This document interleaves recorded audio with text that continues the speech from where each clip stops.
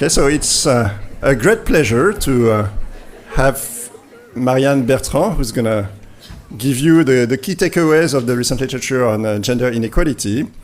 So it's been a long day with many different presentations.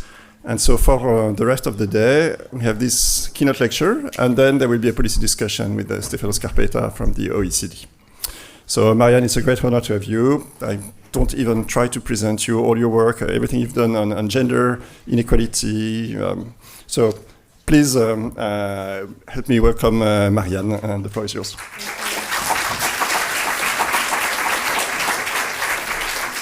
Thank you so much for inviting me to this conference. Thanks for coming on Friday at 4 p.m. This is really really impressive. So I'm very, very thankful, and it's been a really long conference, and I have a plan to give you a 1 minute break at some point during the talk. So I guess what I want to do is going to break this down into two parts. The title is just as a way to fit in with the conference. It was a very smart way to do that. I want to talk first about kind of gender identity. That's what I'll do in the first part. In the second part, I'll talk about just a few kind of more directly policy relevant issues, having the EU context in mind. I feel I'll be able to skip a few slides. I want to say a few things about the pay transparency, given that it's so important on the agenda. So I'll go quickly through that. Okay, so yes, all right. So I guess the way I will start, it is a bit of a contrast, I think, with some of the discussion in the prior panel. And before I say that, I want to say thanks to Barbara for teeing up at the very beginning. You remember 3 months ago, Barbara started this conference, and she teed up what I was going to say, extremely well. So thank you for doing that. All right. So as I said, I want to start with a bit of a counterpoint to what was being said in the prior talk, where there was a lot of discussion about discrimination. I really appreciated the refinement between direct discrimination and systemic discrimination. I think I'll go a little bit into that. And I tend to agree with Stéphane before, is that if you look at direct evidence of discrimination, I don't think we have, overwhelming evidence of that. In contrast, I would say, is that I believe that women make different choices, and these choices are a big part of what is driving the gender gap, whether it's a gender gap in labor force participation, whether it's a gender gap in earnings or occupation. I think the best illustration of that is the now very, very large literature on what is called the motherhood penalties. I know it's loaded and people don't want to call it this way, but this phenomenon that once a woman becomes a mother, that changes a lot about her labor market trajectory. That changes a lot in terms of her employment. Her employment is going to drop. She's going to be more likely to work part-time rather than working full-time. She may redirect the sectors of the economy that she works in, moving from the private sector to the public sector. And all of these choices, these changes in labor force engagement translate in a significant drop in earnings and a big part of the gender gap. So this is work that Henrik has been doing. This is a recent paper where they redid the work they first did, was it, I think, for Denmark, and find evidences of these penalties all over the world. I'm going to talk mainly about the developed world in the context of this experiment. If you look at Africa, the penalties are much smaller in Africa. There's a lot of reason for that. Women work at home, they work on the farm, so it's a lot of factors. And furthermore, right, these penalties, what Henrik and Carl also show is that they account in advanced economies for a really, really big part of the gender differences.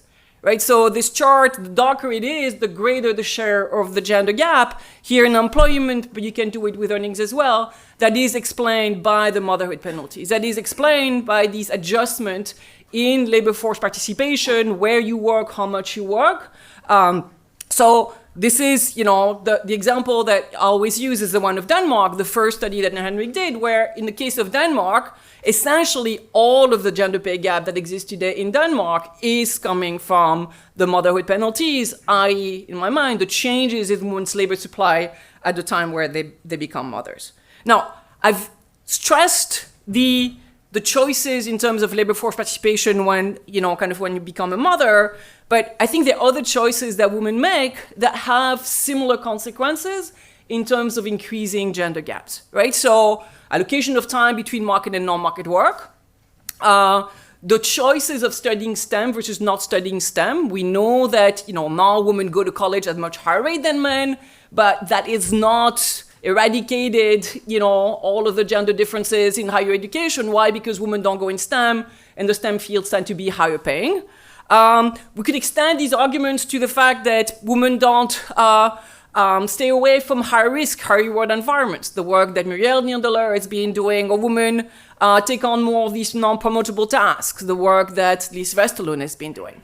All of these are different choices that are being made by women that get them different outcomes, right? So then the question is, if you want to think about it this way, is there a problem? Is there something that needs fixing?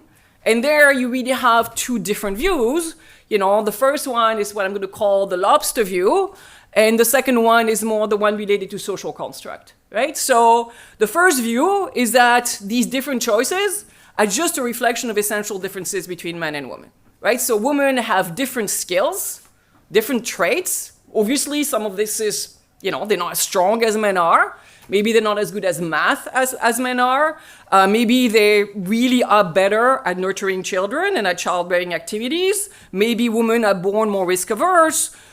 An extension of this, that's really the lobster point, is that there might just be a biological hierarchy between men and women, right? So Jordan Peterson, one of the most kind of important voice in the first generation of the manosphere, made the point that, lobsters, don't have brains, so the idea of a social environment really does not exist, but there's a strict hierarchy among lobsters. Don't ask me about the nature of the hierarchy, it's just like, that's the point. Right? The other point might just be essential differences in preferences. Maybe women just, maybe they're really good at math, but just don't like it. Or maybe they really just do prefer engaging in childbearing activities rather than filling Excel spreadsheets. Right? That's one view. It's kind of the nature view. The second view is really the one that I want to hold on to for the first part of the talk, which is that that these choices are a reflection of stereotypes, right? So what are stereotypes? Just like beliefs that we have about what men and women are, what they do. But the nature of the stereotypes goes beyond the way we treat beliefs in economics, which has been mainly kind of descriptive. Right, so I see a woman showing up, trying to get a job. On average, women are not good at math, so I'm going to make my hiring decision based on that. So just the stereotypes go beyond this descriptive, but also prescriptive or injunctive.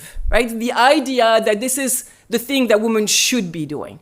Right, women should not, leave their kids at home. Women should be taking care of their kids. Women should not make risks that are risky. Right. So when I think about gender identity norms, this is kind of exactly what I have in mind, right? So that they are norms that govern the behaviors of men and women, and these norms explain many of the choices that lead to the remaining gender differences that exist in the labor market, right? So they just kind of like rules, just like it would be a law that constrain your behavior. The norms are just informal rules, informal laws, and they are being taken into account when women decide what to do, okay? What has been, one of the great pleasure of like preparing those slides and trying to tailor them a little bit to the EU context has been just realizing how much the EU has been doing on this topic. And there was conversation before about they're not doing enough, they're not doing it the right way. Come to America. It's just really doing absolutely nothing, and really, as you guys are well aware, kind of going backward in many respects. So I was curious as to, kind of what were the current, stereotypes in the EU. Thankfully, the Eurobarometer had a special issue kind of recently that was just focused on measuring gender stereotypes in EU. So, no, I barely can read. Okay, so, if you look at just the first question, just look at this one, just to make clear that we all understand what I'm talking about. Women should give priority to their family. So if you look at young women, 19% of them agree with that. So think about, the women that do not agree with this view, right? The prescriptive nature of the stereotype would say that even the women that do not personally agree with this view, they still live in a social environment. They still gonna have to find a husband, maybe, or maybe decide not to. They're still gonna have to deal with their parents that have views about whether women should be or should not be taking care of their family.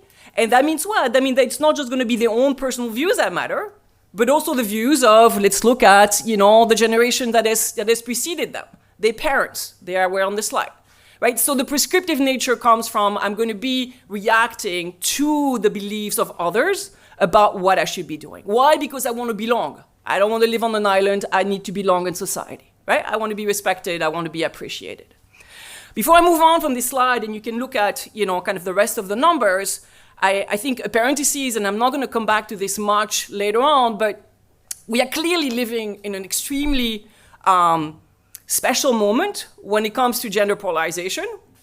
And it was striking to me when I look at this slide that you really can see it among the younger people, right? So I can't see well enough to read the numbers, but my rough approximation is that these young women, these teens over there, the first category, they've really changed their views. Their brothers or the young man that will be their husband look very much the same than the generation before them, right? So we are seeing this kind of increased gender polarization on a lot of these gender stereotypes. I think it's really fascinating as to where it's coming from, and I think we need more research on that. One view could be about backlash. Girls are kind of succeeding, they've done, they've improved their achievement, and there's a backlash against them, maybe among, the boys next to them. Another view, which I think kind of is being discussed a lot, but I still haven't seen research on, is just the role of social media in explaining, those differences. There are echo chambers on social media that are very much gendered, and the kind of content that young men are being exposed to might be very different from the kind of content young women are being exposed to. Okay. All right. Okay, so if you think about stereotypes and norms, they are just slow to change. I think we kind of all appreciate that. That's true for every kind of norms. And, lots of norms are really good, right? We don't spit on the street. That's a good thing. Right? There are some norms that are really good, but they are slow to change. Gender stereotypes is just like other norms going to be slow to change. Why is it? I think we have, a beginning of an understanding of that. Some of this might be kind of obvious. Vertical transmission, We learn about these beliefs, we learn about these values from our parents, we learn about them from our teachers. Very often, they're hard to change because they've become our preference. We no longer see that this was something that was imposed on us via, the nurturing or the schooling environment. This has become our preferences, right? Being formally internalized, and the idea of, yes, we're not born with preferences. Now, so in order to change the stereotype, you very often have this chicken and egg problem, right? I think that the most powerful way to change stereotypes is for, a generation of mothers to show their daughters that they can do something different than just, quit their job when they become moms. But you've got a chicken and egg problem here, right? So when are we going to see this, this generation? And we have lots of work that, has shown us that shocks like a war would be the kind of event that would bring lots of women into the workforce and may change the beliefs and the values of not just their daughters, but also their son. The main, again, my appreciation of the EU. This campaign that was run in the EU was about, kind of trying to do that, trying to provide some of these counter-stereotypical example, is knitting on the train somewhere. All right. Okay. So what I want to talk a little bit about is, yes, they're slow to change, but sometimes there might be some low-hanging fruit. And there's been a literature that is being kind of suggesting that there might be such low-hanging fruit. And I want to talk a little bit about that in the rest of these comments on gender identity. So, as I said before, right, the way these norms are enforced, could be that they've been fully internalized, but it could also be that you are responding to external pressure, right? You're going to conform to the norms. You will stay at home, you will do the laundry, you will do the dishes, you will take on the non-promoted task because you fear social stigma, social sanctions, and maybe backlash if you deviate from what is being the prescribed behavior, right? So As a man, I'm not going to support equal rights for women because I believe that people will think poorly of me if I do, even if I disagree with that. I'm not going to do childcare and child rearing because I think others will think that I'm just not a real man. Thinking about the work that Muriela's been doing on women taking on these non-promotable tasks, maybe the reason they do it, instead of doing their research and writing their papers, is that because they believe that others expect a good female colleague to be taking on those tasks, okay? So, but what if those beliefs that drive us to not support more equality, not for men not to take on more of the childcare, what if those beliefs are systematically wrong? What if they are, kind of misperceptions about the belief that others might have? Okay? And about what is socially desirable. And again, here, I think we have not a lot of great research, at least I'm not on top of it, but we have a sense that, there might be room for misperception to exist, right? So we probably get our beliefs about what others think, mainly from our parents, right? This vertical transmission point that I mentioned before, and we don't engage maybe in systematic communication with our peers, which might be the more relevant group in terms of, kind of wanting to belong. As I mentioned before, a reason why our beliefs about what others want and think should be happening might just be biased because of biased communication, right? So think about, again, social media, echo chambers on social media, the rise of the manosphere that is really, I think, changing the way a lot of young boys think about masculinity and treat women. Right? So that means what? That means that you might be in a situation where, you're gonna go and enforce the norm, behave as prescribed, a norm that you privately reject, because you think others want you to do that, and you be sanctioned if you do not, but in fact, you might be wrong about it. Okay, so there is what? There is the possibility of just information interventions, right? Information interventions to try to correct these misperceptions if they exist. And that's what I'm going to call a low-hanging fruit, right? I think it's easy. I'm not saying this is easy, but I think it's easier than just trying to change the stereotypes and change the norms, okay? So what I'm going to do is just kind of highlight 3 examples of this. So I'm going to talk about some of Leo's kind of more recent work on gender norms around the world. Then I'm going to highlight a study by fantastic PhD students at UBC, I think, or Sydney, on masculinity norms. And then I'm going to talk briefly about I'm going to talk about a little longer about some ongoing work I have with fantastic authors on issues related to take-up of paternity leave in Japan. So my goal with these 3 examples is to do 2 things. One, that is going to be to document that these misperceptions do exist, right? And the second point is just trying to tell you a little bit about the kind of interventions people are, implementing to try to correct these misperceptions. And again, ideally, when you think about, interventions here, you really want to look for something that's scalable, something that's going to be credible. Okay? So let me start with just documenting the misperception, and that's the paper by Leo Bernstein and co-authors.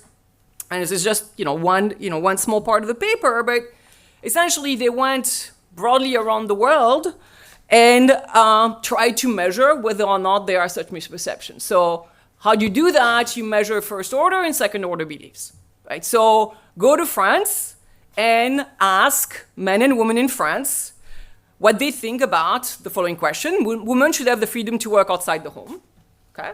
And let's say, I'm going to make up a number, that 70% of French people agree that women should have the right to work outside the home.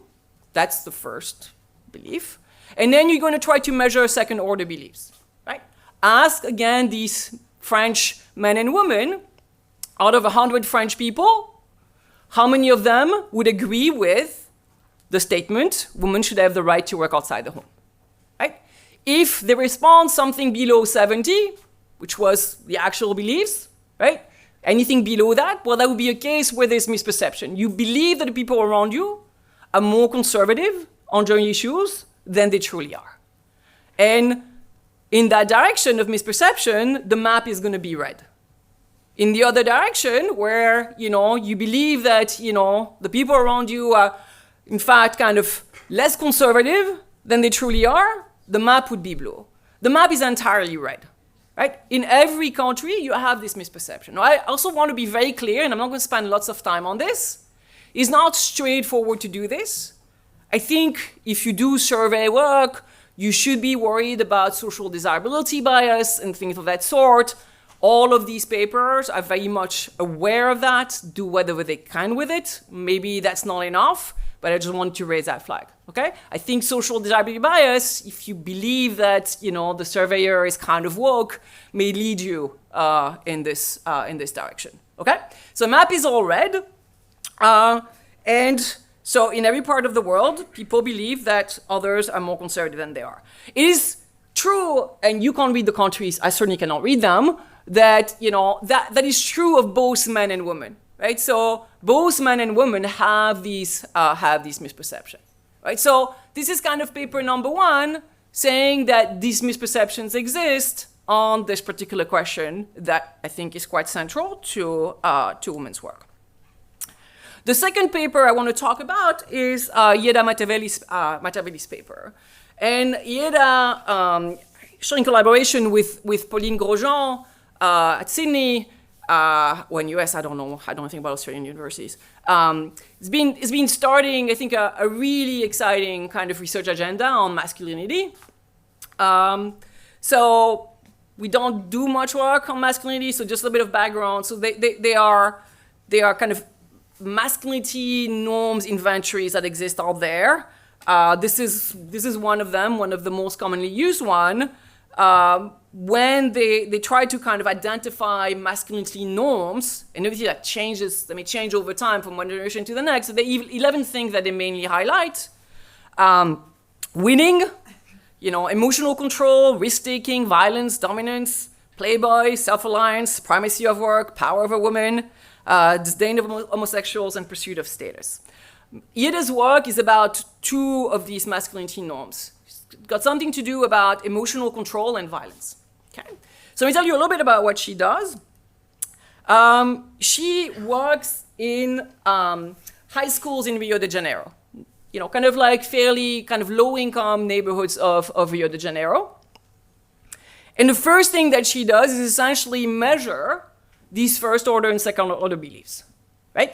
On two questions that, again, are related to emotional control and violence, okay? So the first question is whether, do you agree or disagree with the idea that men who cry are weak? What you see in the red is the share of kids in those schools that agree with this statement. What you see in the blue line is the share that of boys that, let me rewind. If you ask boys, out of 100 boys, how many of them would agree with the statement? Okay? So you can see that boys believes over boys. So what does that mean? Going to try to get the boys' belief. So you can see here maybe 10% of boys agree with the idea that boys who cry are weak. But if you ask these boys, over the 100 boys around you, how many of them would agree with this statement, it's the red line, it's the blue line, which is closer to 30%. You find the same misperceptions about boys' beliefs about boys beliefs about girls, boys' beliefs about boys when it comes to the use of violence to get respect, boys' beliefs about girls about beliefs about men use of violence to get respect. You get the same story when you look at girls' beliefs about boys. So again, recapping, you go to these schools, you basically see that if you ask these young people individually whether it's wrong for a boy to cry, whether it's right for a boy to use violence to get respect, most of them would say no, but they think that the peers around them view that as something that is good, all right? So the same kind of misperceptions as the one that I showed before. All right, so what he does in her paper is essentially kind of now moving to interventions to try to address that. And when she does it kind of using focus group, okay? So she runs kind of focus group inside of these schools. that are meant about having discussion about masculinity.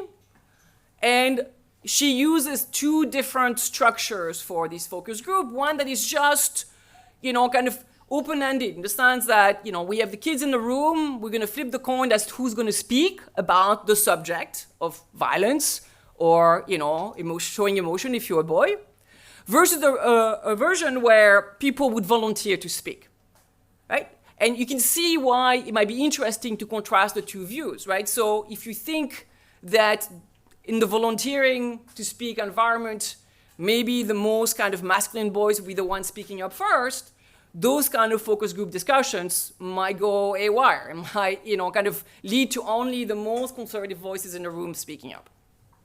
What she finds in practice is that the two different ways of structuring these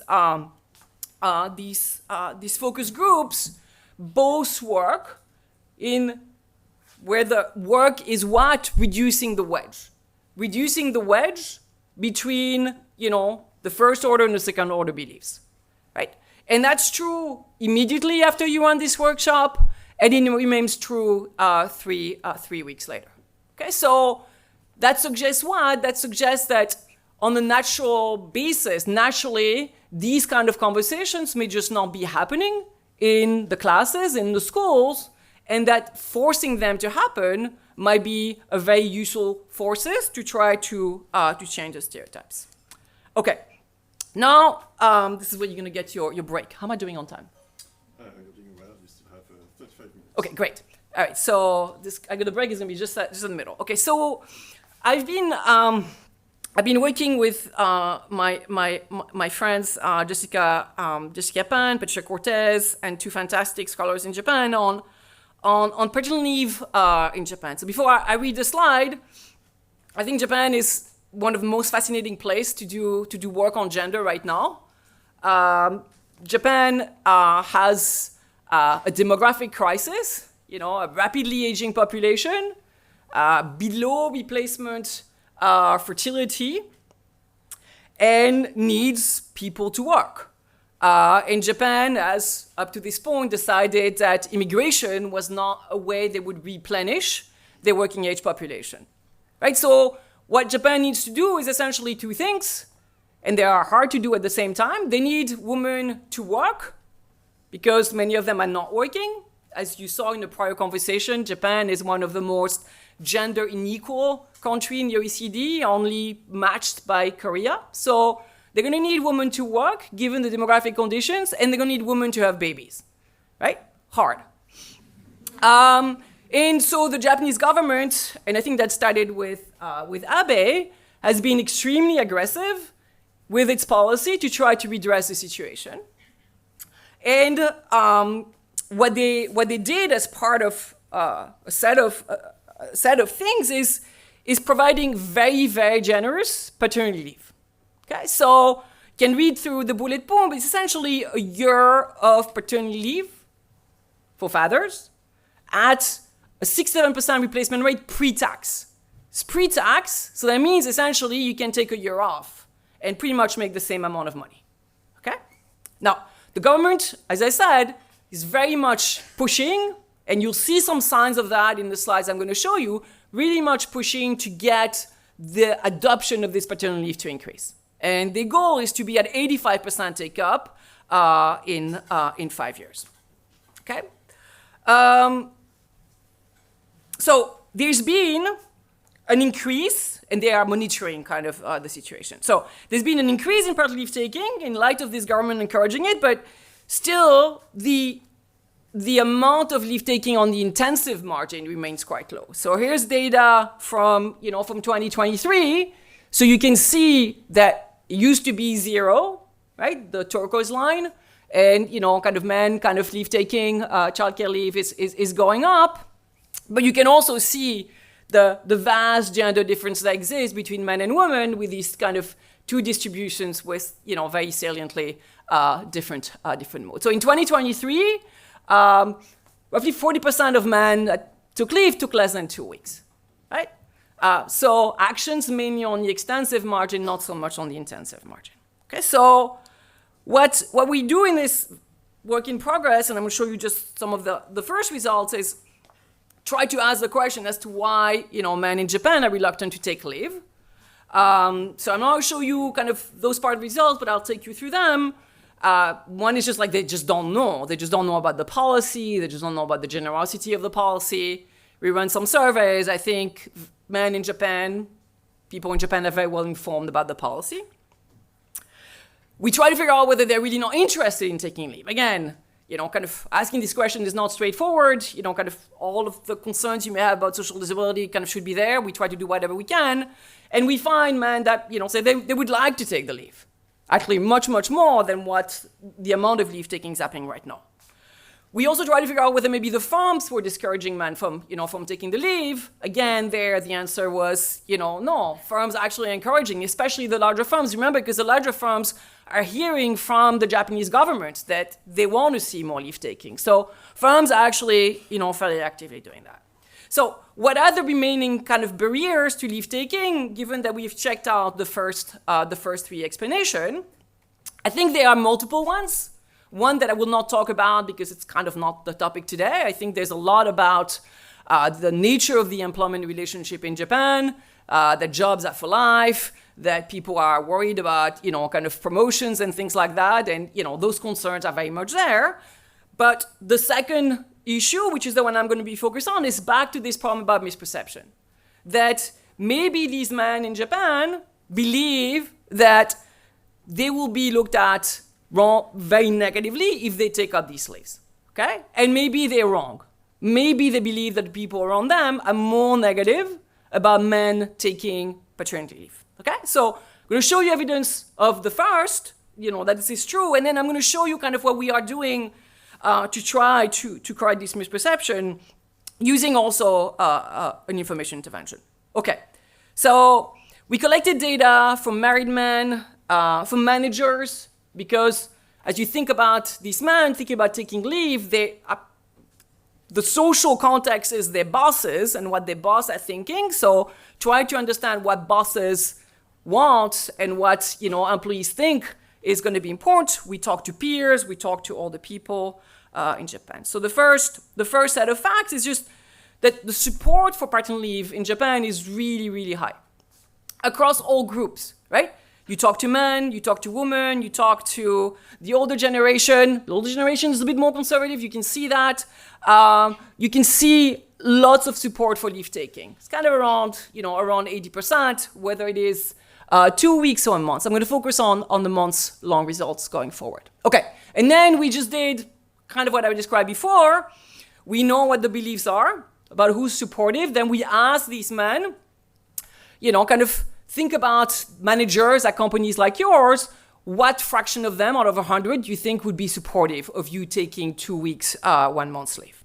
Okay, and we find, again, same as in the US paper, same as Ieda's paper in the context of schools in Rio de Janeiro, we find kind of misperception, right? So as I said before, in the green is the actual share of people that are supportive of taking the leave, whether it is men or managers. See, the managers are the orange cross is there, and what is in the blue is the guesses, right? So essentially, 80% of managers say they would be supportive of a man taking a month-long leave, but if you ask these men, what fraction of managers at companies like theirs, and the reweighting that I'm going to spend some time is just to try to address that, they think that only 40% would be. So there's a wedge of 30 to 40%.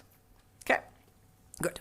All right, so given that, how do we correct this? So we basically did an information intervention, but we tried to contrast different ways of trying to provide this information, right? You can do what I'm going to call the boring video, which is your standard information provision. Hey, talking to this man in Japan, we surveyed managers, and the Japanese government is kind of behind here. So like this question of who's a messenger, there's a credibility that comes from the fact that it's kind of the Japanese government. We surveyed managers at farms. 80% of them believe, 80% say they would be totally fine with a month's long leave. So that's what I'm calling the boring video. The full video is essentially trying to embed this information within a narrative, within a story, that may make the information more memorable, or more relevant, or more credible, or more useful. So this is the break. I'm going to show you a little video, and this is definitely the most exciting thing that has ever happened in my 25-year career, is that I got to do an anime. So this is your break. Hopefully it plays. Right, okay.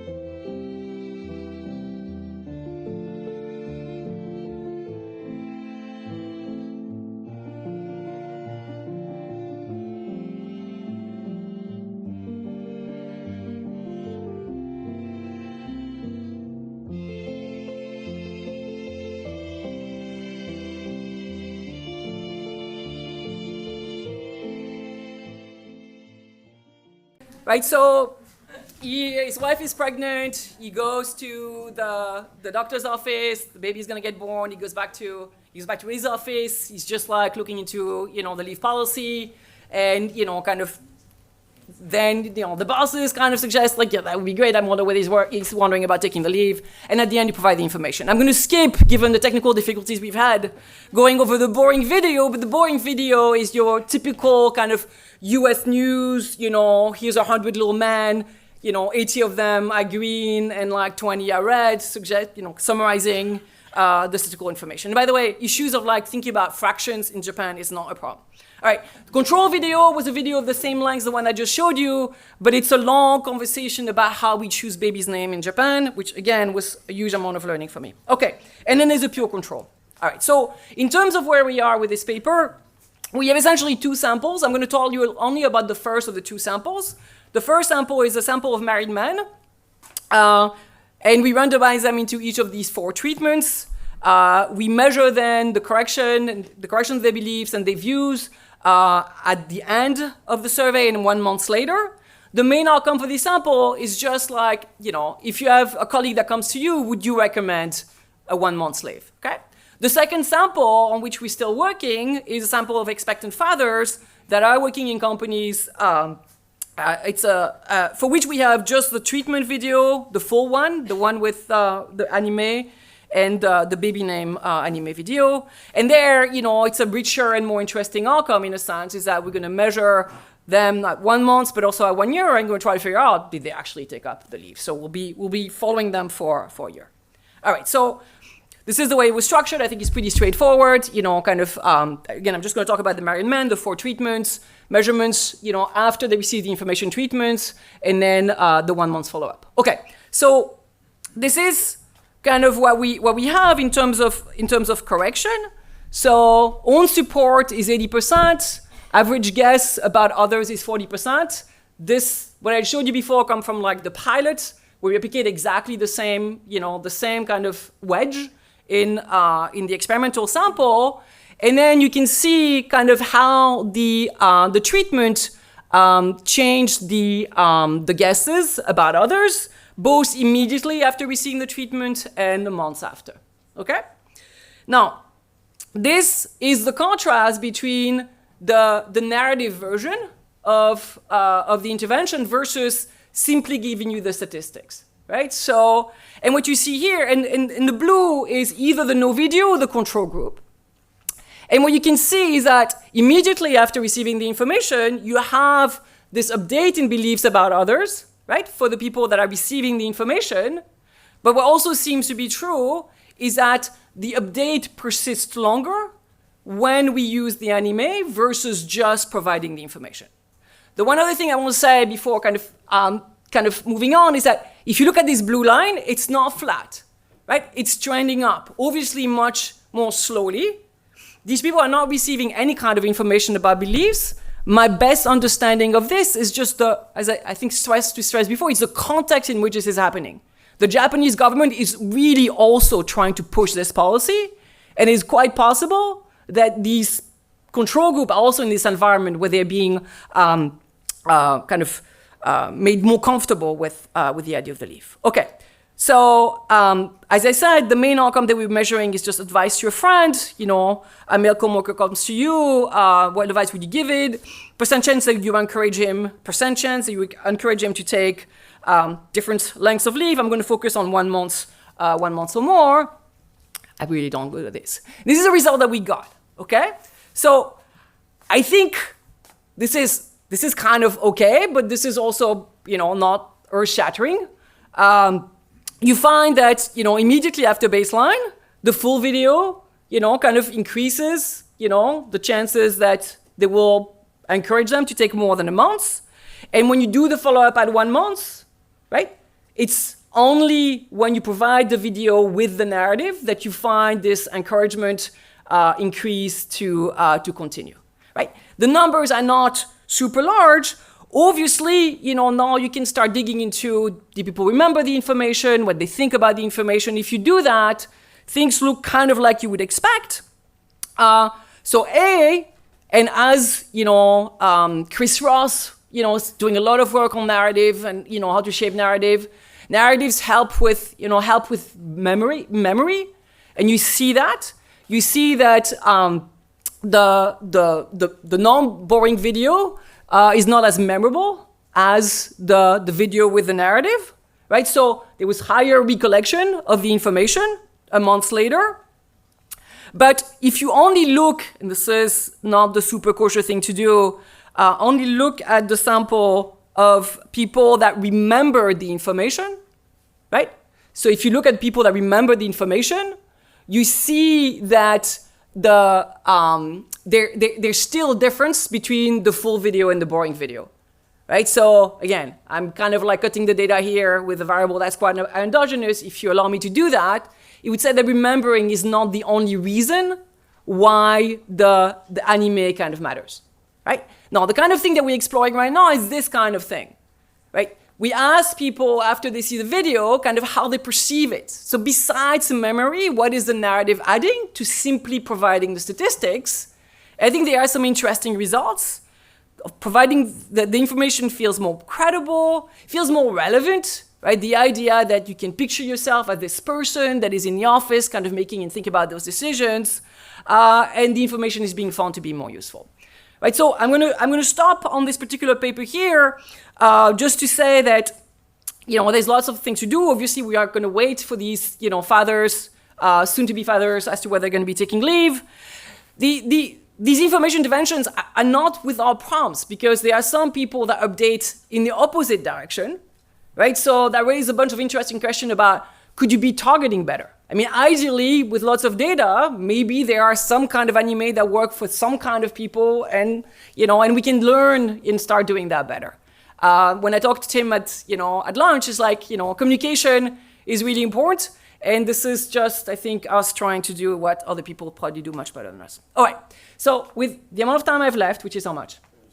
17 minutes. 17, okay, great. So I'll do with the rest of the time that I have, and I'm really not good with this clicker. I'm going to talk about, yes, okay. So this is a moment to, you know, kind of break. I want to move away from norms. But again, before I do that, just kind of want to re-stress what I said before. I think maybe unlike that conversation that we had just before the break, I believe that, you know, discrimination certainly is important, is there, but it's not the first order forces in explaining kind of where we are. And that norms are really just the key thing that needs to change, and doing that is hard, but we're starting seeing kind of research that speaks to that. Now, the rest of my time I want to spend talking about a few kind of other kind of policy efforts, again, reflecting on on all that the EU has been doing, and as I said before, really has been doing a lot.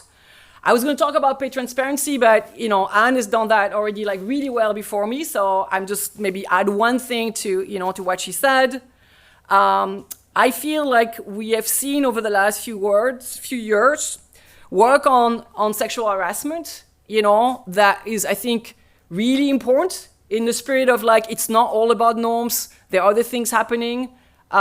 So the kind of work we're seeing on sexual harassment is actually not starting to help us kind of quantify this issue. So I want to talk about that. Talk briefly about taxation, which I've not seen on the EU agenda about changes. And then I'll talk finally about another area where I've done some work, historically, which is the role of quotas, which is another area where the EU is being, kind of very aggressive. Okay, so, all right, so pay transparency. Again, very quickly, as was said before, I think we are seeing that as being the one policy that most of the developed world seems to be, adopting, even emerging countries. Brazil is also put in place an equal pay policy. As was said, during the talk, the major nature of these pay policies are what, is called horizontal pay policies. So I can go and figure out, I'm an economist at Chicago Booth, how much are my colleagues getting paid, right? So that's what we have in mind. Typically, it's going to be only the larger firms kind of doing it. The EU policy seems to be doing more than that. It also does some vertical stuff, okay? On the horizontal pay policy, I think all that was said before, I very much agree with. I'm really not good with this thing. Okay, cool. Women are not informed about how much their colleagues are making. You tell them that they're being underpaid, they'll go to their bosses and ask for an increase in compensation. And we have evidence of that. The work that Narussi has been doing was exactly spot on, kind of showing that. But we also now get a better understanding there might be unintended consequences of these policies that have to do with the change in kind of bargaining incentives for the employers, right? So most of the work that has been done, kind of repeating the figure that Anne showed, I'm really, really messing up these things. Why am I the only one with having problems with such simple technology? This is frustrating. All right. Most of the work looked like this. So this is the Danish data, where Denmark implements its pay transparency policy. They only do it for firms of a certain size, which is the same as, I'm going to keep my button on, my finger on the button, so that I don't mess it up.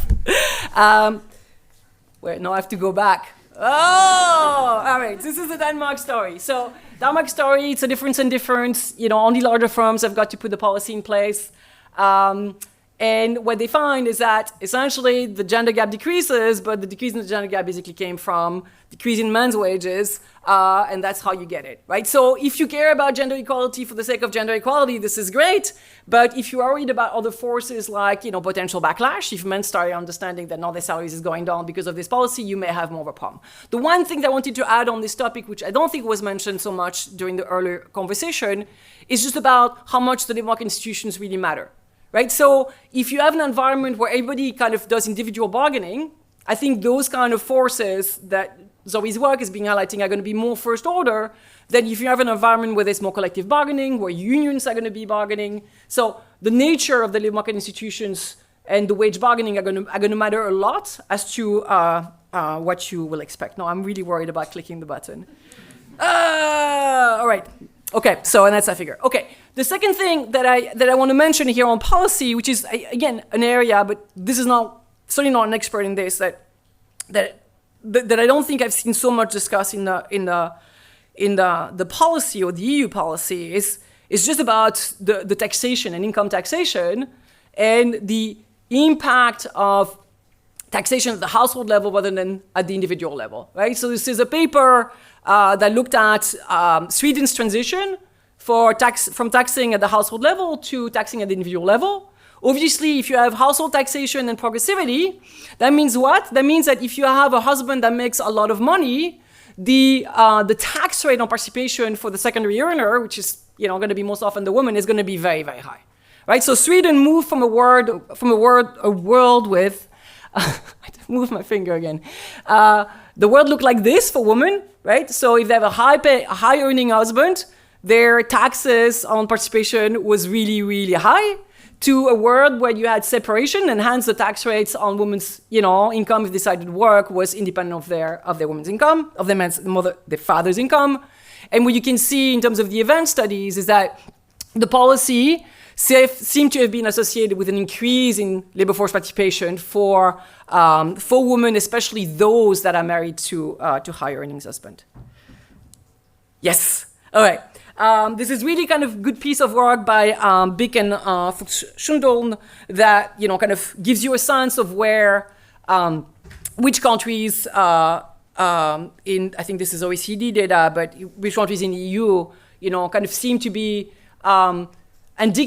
handicapping women's work because of this household taxation system. Belgium and Germany kind of being very much at the top of the list. The kind of concentration that they have would suggest like a 20% increase in women's labor force participation in Belgium and Germany were they to move to a Swedish-like system.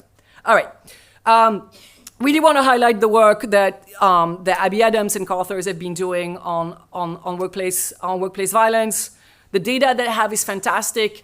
I've heard over the last 3 days about the amazing data that Europe has and is putting together. This is something that would be really fantastic for the EU to also have, besides Finland.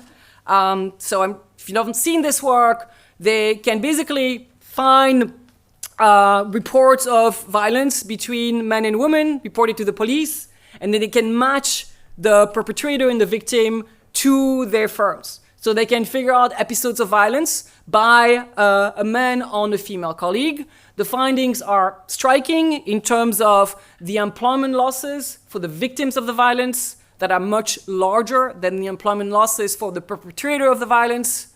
The differences is particularly the difference between the victim and the perpetrator is particularly large if they are co-workers. So a man co-worker that assaults you is going to be less penalized than a man that is not a co-worker that assaults you. Our findings also spoke really importantly about the importance of power dynamics. The bigger the SES gap between the victim and the perpetrator, the more striking these findings would be. And there are consequences of this, right? So in terms of like keeping women in the workforce, it really matters. They show that in those workplaces where these incidents happen, women leave these workplaces at a non-substantial, at a fairly substantial rate. And then my transition to the very last slide, they also show that this response of losing female employees after an episode of violence is particularly large in firms that are male managed, but do not seem to happen in firms that are female managed. And policy, kind of what is the policy? Well, it's the corporate policy. It's not like public policy. The firms are doing something about it. The firms that are female managed are doing something about it. They're more likely to sanction the perpetrator, and that makes a difference in terms of the ability to retain these workers. The very final thing I will say, again, because I'm trying to make my way through the EU agenda, is just the gender quotas. I know in many countries in Europe, in 2026, there will be, I guess, the directive going into effect saying that all EU countries have got to do the 40%, 33% if you're doing both executive and non-executive board. My view on this policy has evolved a little bit, and I'll just say, kind of two things. So back in the days, with some amazing colleagues, we studied the very first gender quota, which was the one in Norway that was announced in 2004, and firms had to comply by 2008, if I remember well. It was 40%, so very much like the EU policy. And the story that we got out of it was essentially, good stuff, bad stuff. Good stuff is that, firms complied. They not just complied, but they found really, really good women to fill in those seats, right? So the idea that these policies force corporations to go beyond the list of usual suspects to serve on board, but actually get them to search for the talent that exists. We found very much evidence of that. We found no evidence of this trickling down anywhere below the board of directors, right? So the policy didn't do anything bad that we could, measure. We didn't find kind of anything kind of consistent with backlash or anything like that. But it did not have the kind of spillovers that would be needed for the policy to have an impact at scale. There's a recent paper, and that's the last thing I'm gonna talk about by two, I believe they have to be French students. I think they were at Harvard. I think now they are employed. That studied the French quota. Same idea of the French quota. The French quota targeted just listed firms, but also a set of non-listed firms. What seems to have been is that French people are not always compliant. I've noticed that before. So unlike Norway, there was compliance among the listed firm, but not so much the targeted non-listed firms. Maybe because the sanctions for not complying were not super large. But what they document in the paper is just like in the case of Norway. When you force French companies to look for women to serve on their board, they find them, and they're not lemons. They, if anything, look better than the women that were on the board before in terms of qualifications. And it's not the case, the other stories that you hear, that it's going to be this one woman, and it's going to be serving on like 200 boards, and we found her, and that's that. The number of board seats really did not increase much. So that's very consistent with what we found, in a Norwegian context. What these French scholars find is that, unlike us, they find impact beyond the courtroom. Yes, I will never learn. Okay, so they find the policy increase the share of female CEO, increase the share of women among the top 10 earners in the firm, increase the share of women in the C-suite. This is becoming a joke, and I'm not doing it on purpose. It increases the share among the 25th% earners in the company. So they find positive spillovers beyond the board, which raises, again, interesting questions. When you think about, is the policy going to work?